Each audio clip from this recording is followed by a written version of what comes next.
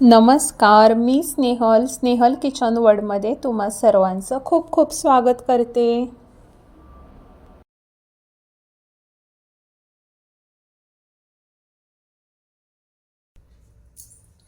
नमस्कार, मी स्नेहल किचन वर्ल्डमध्ये तुम्हा सर्वांचं खूप खूप स्वागत करते। नमस्कार यूट्यूब फॅमिली, कसे आहात तुम्ही सर्व? आशा करते तुम्ही सर्व स्वस्त आणि मस्त असणार आहात। तर या ठिकाणी तुम्ही पाहू शकता तांदूळ घेतलेले आहेत आणि मुगाची डाळ घेतलेली आहे। तर आज आपण मूग डाळीची झटपट अशी होणारी खिचडी पाहणार आहोत। डाळ आणि तांदळाची खिचडी आज आपण पाहणार आहोत। तर अगदी संध्याकाळच्या जेवणामध्ये जेव्हा आपल्याला जास्त काही करायचं नसतं तेव्हा अगदी कमीत कमी वेळामध्ये होणारी अशी ही झटपट होणारी मूग डाळीची पौष्टिक अशी खिचडी आपण पाहणार आहोत। तर अगदी कमीत कमी वेळात जरी होणारी असेल तरी खायला देखील तितकी स्वादिष्ट अशी आहे। तर चला तर अधिक वेळ न करता आपल्या रेसिपीला सुरुवात करूयात। मूग डाळीची खिचडी करण्यासाठी लागणारे जे साहित्य आहे ते आपण पाहून घेऊयात। एक वाटी या ठिकाणी तांदूळ घेतलेला आहे। तर तांदूळ हा या ठिकाणी इंद्रायणी तुकडा तांदूळ आहे। कोणताही जो भात जरा असा चिकट होत असेल तो इंद्रायणी तांदूळ घेऊ शकता तुम्ही। तर या ठिकाणी डाळ घेतलेली मुगाची एक वाटी, या ठिकाणी कोथिंबीर आहे, या ठिकाणी एक टोमॅटो चिरून घेतलेला आहे, या ठिकाणी एक कांदा घेतलेला आहे बारीक चिरून, आणि या ठिकाणी एक बटाटा साल काढून कट करून घेतलेला आहे, आणि या ठिकाणी सुक्या लाल मिरच्या आहेत 2 ते 3 घेतलेल्या आहेत, आणि या ठिकाणी लसूण सोलून घेतलेला आहे 4 ते 5 लसूण या ठिकाणी सोलून घेतलेले आहे। तर इतकं साहित्य आपल्याला डाळची खिचडी करण्यासाठी लागणार आहे। सर्वप्रथम आपण आता तांदूळ घेणार आहोत एका बाउल मध्ये, आणि डाळ देखील घेणार आहोत। आणि आता ह्या दोन्हीही डाळ आणि तांदूळ आपण स्वच्छ असं धुवून घेऊयात। या ठिकाणी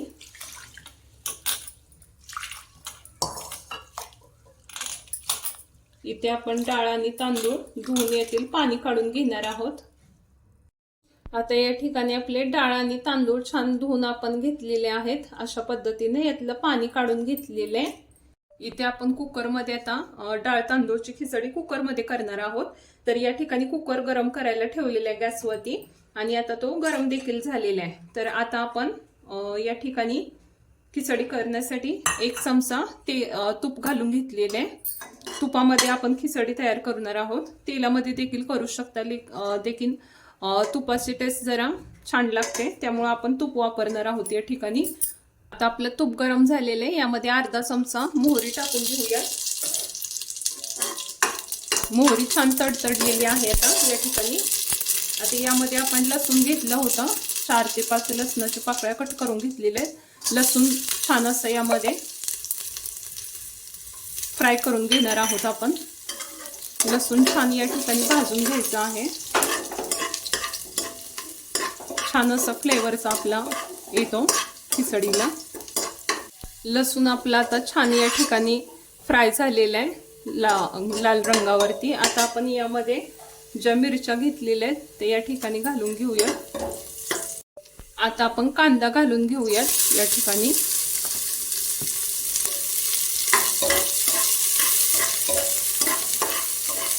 कांदा पण आपण थोडा वेळ फ्राय करून घेणार आहोत। हलकसं पचवून घ्यायचं आहे आपल्याला कांदा। कांदा पचलेला आहे, आता आपण टोमॅटो घालून घेऊयात। पाव चमचा हळद घालून घेऊयात। पाव चमचा हिंग घालून घेऊयात। बटाटा घेतला होता आपण एक कट करून, तो पण आता यामध्ये सगळे व्हेजिटेबल्स आपण टाकलेले आहेत, बटाटा पण घालून घेऊयात, आणि छान असं याला थोडंसं फ्राय करून घेणार आहोत। आता आपल्या भाज्या छान हलवून झालेल्या आहेत, यामध्ये आपले तांदूळ घालून घेऊयात। आता डाळ आणि तांदूळ या ठिकाणी घालून घेऊयात। छान मिक्स करून घ्यायचं आहे याला।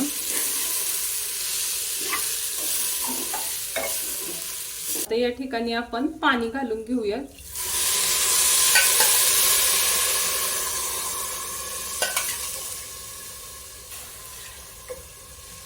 आपण जेवढं नेहमी पाणी वापरतो भात करण्यासाठी त्यापेक्षा थोडंसं जास्त पाणी घालायचं. आपण दुप्पट पाणी घालतो भात तयार करत असताना.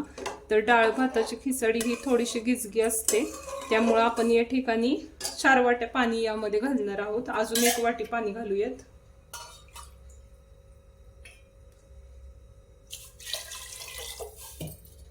जेवढे आपले तांदूळ आहेत त्याच्या 3 पट पाणी आपल्याला या ठिकाणी थोडंसं वाढतं घालायचं आहे. तर या ठिकाणी आता आपण कुकरचं झाकण लावून घेऊयात. या ठिकाणी आपण डाळ आणि तांदूळ एकत्र करून मोठी 1 वाटी होते, तर त्यासाठी आपण आता 3 वाट्या पाणी या ठिकाणी घातलेलं आहे. आता चवीनुसार यामध्ये मीठ टाकून घेऊयात. मीठ टाकायचं आहे व्यवस्थित. जर मीठ कमी राहिलं तर खिचडीला चव लागत नाही बिलकुल. तर या ठिकाणी आपण मीठ चेक करून पाहायचं आहे. तुम्ही टेस्ट करून पाहू शकता. या ठिकाणी थोडीशी कोथिंबीर घालून घेऊयात.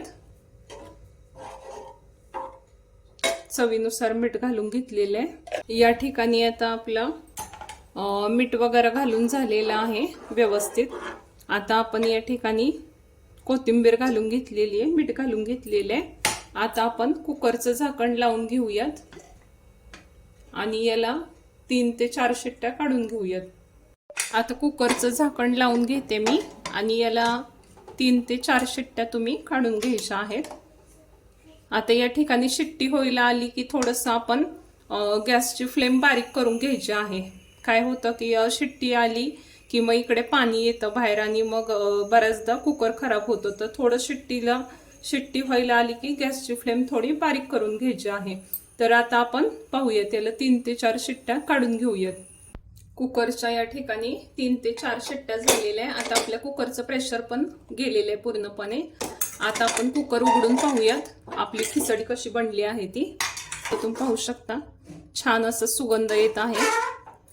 पूर्ण किचन मध्ये छान असं टेस्ट असणार आहे खिचडीची. छान असं पाहू शकता तुम्ही. छान खिचडी तयार झालेली आहे, अगदी सरसरीत अशी.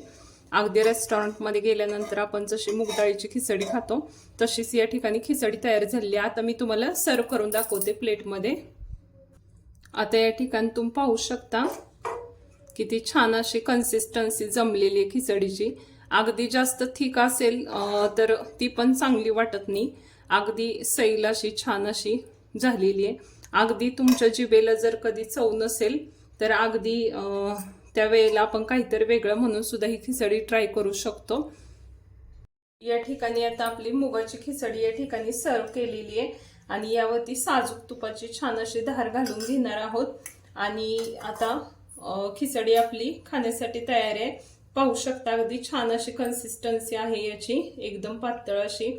अगदी कोणालाही खाता येईल, वयोवृद्ध लोकांना वगैरे अशी छान अशी झालेली. अगदी कधी आपल्या घरामध्ये जर कोणी आजारी असेल किंवा जर कोणाच्या जिभेला चव नसेल तर त्यामध्ये आपण वेगळं काहीतरी म्हणून अशी मूग डाळीची खिचडी ट्राय करू शकता. तितकीच पौष्टिक आहे खायला देखील आणि करायला देखील तितकीच कमीत कमी वेळात होणारी आहे. तर नक्की ट्राय करा तुम्ही मूग डाळीची खिचडी अशा पद्धतीने. आणि तुम्हाला जर आजची माझी मुगाची खिचडीची रेसिपी आवडली असेल तर रेसिपीला लाईक करा, शेअर करा. चॅनलवरती नवीन असाल तर नक्की चॅनलला सबस्क्राईब करा. आणि आता या ठिकाणी मी घेते तुमचा निरोप. आता पुन्हा भेटूयात अशा सुंदर अशा रेसिपी सोबत. तर या ठिकाणी मी घेते तुमचा निरोप. तोपर्यंत खात राहा, मस्त राहा. सर्वांना बाय बाय.